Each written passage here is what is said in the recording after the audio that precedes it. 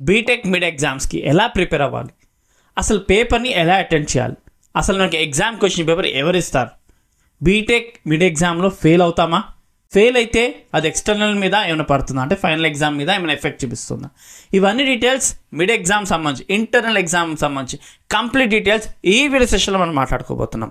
This is Sunil. మన RS academy channel subscribe చేసుకోండి, ఎందుకంటే బీటెక్ సంబంధించి ఎన్నో ఇంపార్టెంట్ గైడెన్స్ వీడియోస్ అండ్ మీకు ఎక్స్ప్లెనేషన్స్ ఉండొచ్చు, క్వశ్చన్ పేపర్స్ ఉండొచ్చు, ఇంపార్టెంట్ క్వశ్చన్స్ ఉండొచ్చు, వాట్ నాట్ అన్ని డీటెయిల్స్ మన ఛానల్ నుంచి వస్తాయి. కాబట్టి ఖచ్చితంగా మీరు సబ్స్క్రైబ్ చేసుకోండి అండ్ మీ ఫ్రెండ్స్కి కూడా మన ఛానల్ షేర్ చేయండి.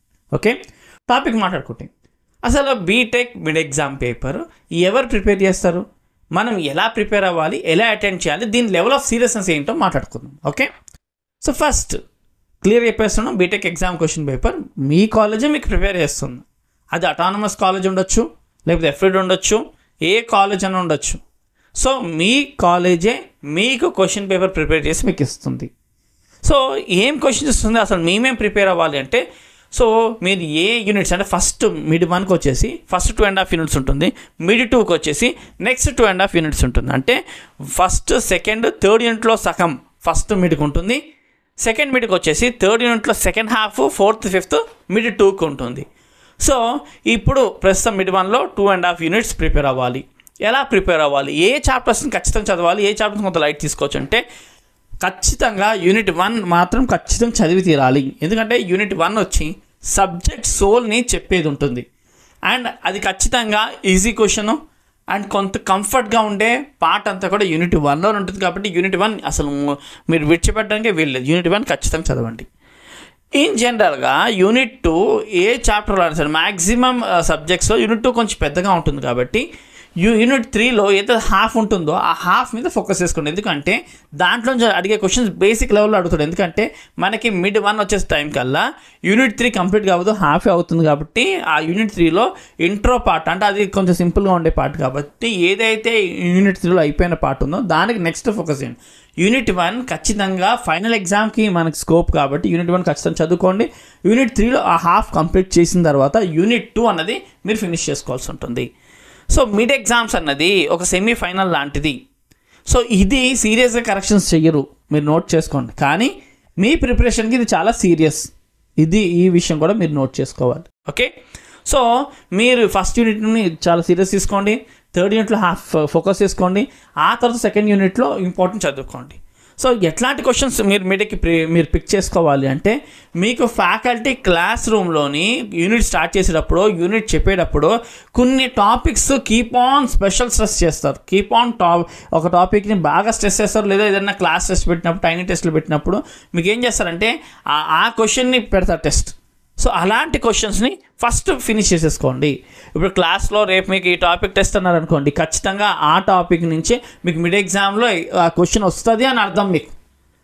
ఒకవేళ ఫ్యాకల్టీ సి ప్రోగ్రామ్ సంబంధించిన ఫ్యాకల్టీ పలానా ప్రోగ్రామ్ని మీరు టెస్ట్ రాయిపించింది అనుకోండి, ఖచ్చితంగా ఆ ప్రోగ్రామ్ని మీకు ఎగ్జామ్లో ఇస్తుంది అని మీకు హింట్ అన్నట్టు అర్థం చేసుకోండి.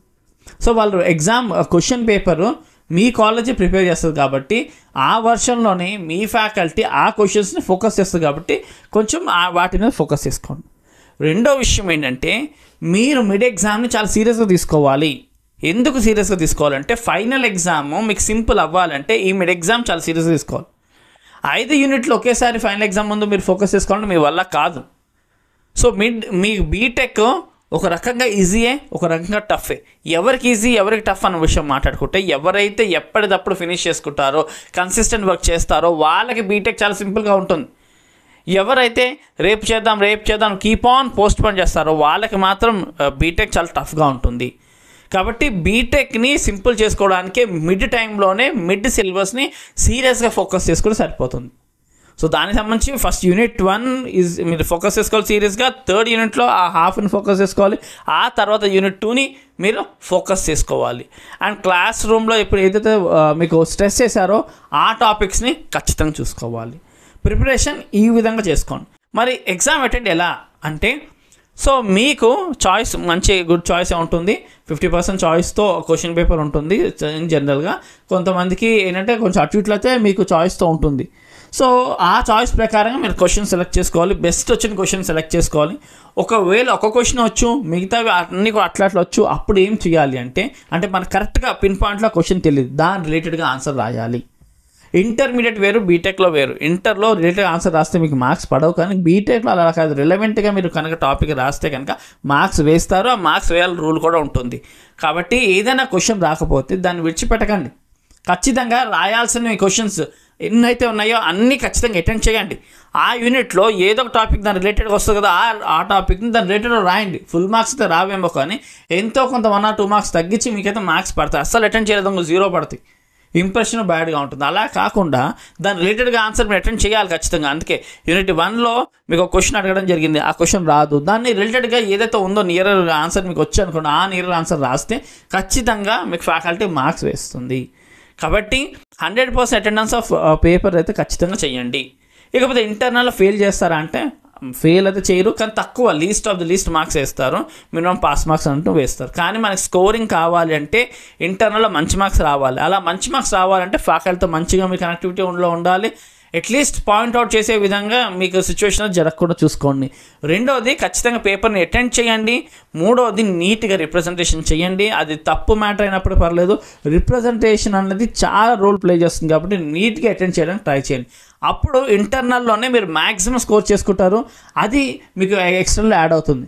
బీటెక్లో ఎక్స్టర్నల్ అంటే ఫైనల్ ఎగ్జామ్ అన్నది చాలా తక్కువ మార్క్స్, అంటే ఏంటి, మెయిన్ మార్క్స్ అంతా కాలేజ్ ఎలెక్ట్ చేస్తుంది. కాబట్టి మీరు కాలేజ్ ఎలెక్ట్ చేసే మార్క్స్ అన్నీ కూడా బెస్ట్, అంటే ఏ గ్రేడ్స్ వచ్చే విధంగా చేసుకున్నారు అనుకోండి.